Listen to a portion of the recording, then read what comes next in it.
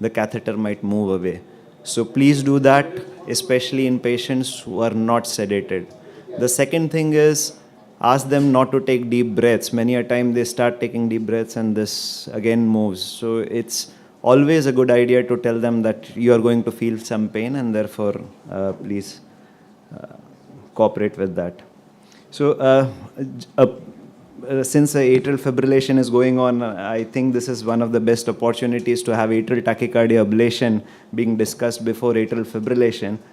And atrial fibrillation generally is seen around 10% of SVTs. It has a benign prognosis, but around 10% may have tachycardiomyopathy. Now, patients with structural heart disease, if you find an atrial tachycardia, think it in terms of a macro re-entry versus a atrial flutter rather than atrial tachycardia per se. Most of the atrial tachycardias are paroxysmal in nature, but many of them being incessant can cause tachycardiomyopathy. And you may have atrial ectopics or non-sustained episodes on Holter also. If you have the first episode of atrial tachycardia demonstrated in a relatively young patient with no other problems, you can actually wait for 3 to 6 months and the patient may never have the same episode again. So it is known that these atrial tachycardias may be transient, may be post-inflammatory, so there's no urgency in ablating unless it is causing real trouble. A very important thing before we discuss into ablation strategy is to recognize whether this is atrial tachycardia versus flutter. And based on the ECG, if you have an isoelectric baseline, which may not be the best way to say, especially in patients with structural heart disease, but then if the P wave duration is less than 160 milliseconds and if the P wave to atrial cycle length ratio is less than 45%, it suggests possibly atrial tachycardia. Mechanism-wise, micro re-entry, automaticity, and triggered activity. How do you differentiate between automaticity and triggered activity is, automaticity is non-inducible on programmed electrical stimulation and suppressed by overdrive pacing, while triggered is induced by programmed electrical stimulation and accelerated by overdrive pacing. So mechanistically, it may be a good idea for those who are academically oriented to do this and demonstrate whether this is automaticity or triggered activity, but however, in ablation, it generally doesn't carry much of a meaning. To understand this, Kilster et al. Showed very good, so these are what you should know is focal atrial tachycardia, crista terminalis, so right-sided atrial flutter is much more common than left-sided atrial tachycardia. Crista, perinodal, tricuspid annulus, and pulmonary veins are the most common areas where the atrial tachycardia originates from. So ECG-wise, localization is the key before you do any ablation procedure. Very important to see the axis, morphology, duration of the P wave, and we'll specifically see on that, and other specific features like rates, response to adenosine, and response to autonomic. So based on the axis and morphology, the approach would be predominantly based on V1. And if you see a negative V1, it is likely to be a right-sided tachycardia. And total negative means it is not generally towards the septum also. So V1 negative. Now you go in towards where is the transition. And if the transition is V2, V4, then it's generally the crista terminalis. While if the transition is actually late, then you have to see for the inferior leads, 2-3 AVF. 2-3 AVF, if it is positive, then you have a superior tricuspid annulus or a RA appendage, while if it is negative, then it is the tricuspid annulus inferiorly. If you have positive negative, like in sinus rhythm, definitely it looks as if it is going to be of a crista terminalis origin. Now, in V1, which is negative positive or isopositive. So the first part is negative or isoelectric, but the later half is positive. That means it is likely to be from the left side. So later half V1 positive, left side, and then you check for AVL. If the AVL is negative, it is likely to be on the superior mitral annulus. And if it is positive, that means it's towards more on the septum or the right side. So it is likely to be the lower septum or the CSOs. If you have an isoelectric V1 where you are not able to see much, then it is likely to be right septal or the perinodal area. but V1 positive says it is the left side. Then check for bifid P waves in lead 2, and if bifid is there, pulmonary vein origin is more likely. If it is more negative, goes into the pulmonary vein lower part. If it is positive in lead 2 more, then it goes into a pulmonary vein upper, or right or left, depends on whether AVL is more positive or negative. So we'll, for the pulmonary vein localization, as we discussed, left or right, the ratios are important. The P wave in AVL, if it is positive, it is likely to be the right side. P wave is negative, it is likely to be the left side. So some simple points. Lead V1 terminal negative, likely right atrial.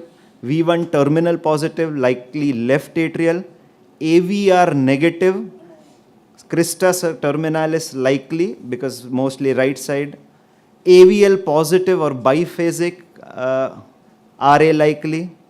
Bifid P wave, pulmonary vein likely. 1 AVL both negative, LA appendage likely. Inferior and chest leads negative, CS body likely. And V1 equiphasic, perinodal likely. So based on this, your approach should be clear. Also, there are clues. If you have atrial fibrillation associated, then left superior pulmonary vein origin is more likely than the left atrial appendage. So if you have a patient with atrial fibrillation, you have atrial tachycardia ongoing also, please check in the left superior pulmonary vein rather than the appendage. And if it is more on and off multiple times a day, it's right superior pulmonary vein rather than a SVC origin. So based on this history also, you can check. So if I were to see this, here 2, 3 AVF is negative, and here you can see V1 very small positive and V3 to V6 negative. Likely based on this algorithm goes into the CS-OS lower septum area. Now many a times you have this kind of ECG where the P wave is not very clear as compared to the T wave. You give some drugs, sedate the patient, and then you have a clearer P wave morphology, and here you can see V1 is clearly negative, V1 to V4 is negative, the transition is early, 2, 3 AVF is positive, and this turned out to be a RA appendage tachycardia. Here again, fast rates, not able to decipher, you give drugs, then it causes Wenckebach, get for the P waves, and you see. Now this is a clear-cut case where you have a bifid P wave in the, during the tachycardia, suggesting it's a pulmonary vein origin. So atrial ectopics may also help to localize in case you don't have these tachycardia which shows clear-cut P waves, and you may actually give adenosine or carotid sinus massage to bring out the P waves before you take up for a study, so as to know what exactly to be done. So in an EP study, before taking up, it's very important to explain two things. Sometimes your atrial tachycardia may not be inducible before you take up for a procedure, because the patient will expect a treatment immediate. That's very important. And aggressive protocols may induce another tachycardia like a fibrillation or a flutter, especially in diseased hearts. So you should be careful with that. Now whether to do 3D or 2D is basically a matter of cost, familiarity, availability, and whether there was a failed procedure beforehand or not, but definitely it has its pros and cons. What are the catheters that you should take? Obviously, it's based on the age, the site expected, and multiple catheters if you're using non-3D based mapping. So basic principle is location of catheters should be kept at the point of interest, very important. Mapping in the site of interest, so if you think that it's a RA, there's no point in having a very big CS catheter. It may be better to have multiple catheters in the RA if you're doing on a 2D.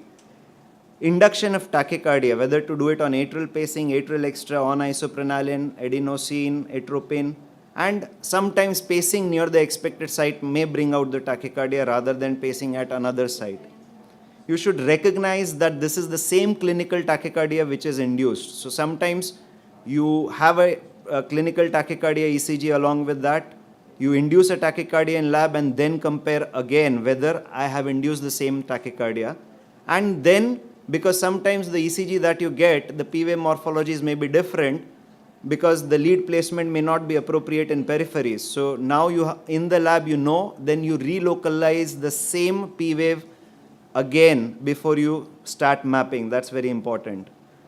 Now the next step should be measure the baseline P wave interval and the sinus P wave. That has its most importance, and we'll see why. Mapping during atrial tachycardia is based on activation mapping predominantly. Pace mapping is difficult for various reasons, and ablation and difficult reasons we'll see. So if I expect a atrial tachycardia, and if I have limited catheters, I will actually put all those catheters on the same area rather than have something on the other side. Now, shorter P wave than sinus and the PR interval during tachycardia. Now, you have to see this very importantly, and if you see this atrial tachycardia, which is there, this is atrial tachycardia, this is sinus beat. The sinus beat P wave is much bigger, so it is very P wave is longer and the PR is longer as compared to during the tachycardia. Now, when you see that, what comes to your mind is it is likely to be septal in origin because it's in the center, it activates both the atrium together, and the PR is going to be shorter. So this gives you the first clue where exactly to map. Now, sometimes you see some SVTs which have been terminated, and you might be surprised to get an atrial tachycardia during the EP study, right? So what are atrial tachycardias which are responsive to adenosine? These are the periannular, perinodal, and atrial tachycardia which can be ablated from the non-coronary cusp. So if you have a history that this atrial tachycardia was terminated by adenosine, you need to actually focus on these areas. So we had published this paper of atrial tachycardia arising from the non-coronary sinus, and we find all of them ablated, having response to adenosine, either on the P wave itself or with a QRS morpher. Now, regarding entrainment, once you induce, the problem is entrainment in atrial tachycardia. So you can pace from different sites. Now, pacing from the immediate site may not be possible initially, but reset with fusion is only possible in a macro reentrant tachycardia, not in a focal reentrant tachycardia. That's very important. Unless you have so many electrodes in the same site where you can differentiate the same activation pattern. How to differentiate very easily left or right? So if you have a atrial tachycardia, you entrain it, and if the tachycardia pacing from the right side causes PPI minus cycle length of 50 milliseconds, then it is from the left side. So a difference of more than 50 milliseconds, it's on the opposite chamber. If it is on the same side, the difference will be less than 50 milliseconds. How do you confirm that this is an atrial tachycardia? See, for the initiation of tachycardia, so obviously if initiates with the P wave, it is likely to be atrial tachycardia. There is no AV linking, so A more than V with no AV or VA linking is suggestive of atrial tachycardia. Change of AA precedes the change of VV is suggestive of atrial tachycardia. V pacing during tachycardia shows dissociation, suggests atrial tachycardia. If you have a V to A, so when you do ventricular pacing and you have entrainment, then a VAA-V response suggests atrial tachycardia after ruling out a pseudo VAA-V response as in atypical atrial AV-NRT. Changing AV and VA intervals beat by beat. Spontaneous termination with the A is likely to be an atrial tachycardia. And if you have atrial activation less than 60% of the tachycardia cycle length, likely to be atrial tachycardia. Dr. Nitish also describes this maneuver when you do an atrial pacing at the same cycle length of the atrial tachycardia, and if the AH during that interval minus the AH interval during tachycardia is less than 20 milliseconds, it's likely to be atrial tachycardia. So here we see on atrial pacing, the first beat that comes here, so after this beat is A, so it might be atrial tachycardia to be confirmed by maneuvers, right? So that has to be confirmed by maneuvers. If you have A's more than V's with no VA and AV association, likely to be atrial tachycardia. Here you can clearly see the changes in the AA precede the changes in the VV, right? Without VA linking, very important, VA linking is not there. That means it's likely to be atrial tachycardia. So during atrial tachycardia, if I start to V pace and it causes VA dissociation, that again says it is atrial tachycardia and the tachycardia continues thereafter. Or if it entrains the atrium, but the tachycardia continues with a VAAV response, it is likely to be a atrial tachycardia. So what will be my ablation strategy? The first thing is activation mapping is the mainstay with a minus 15 to minus 60 milliseconds earlier than the surface P wave. So for that you should have a very good surface P wave or a intracardiac electrogram which says that this is very stable and this is not going to move, and then measure that how early it is there based on that reference.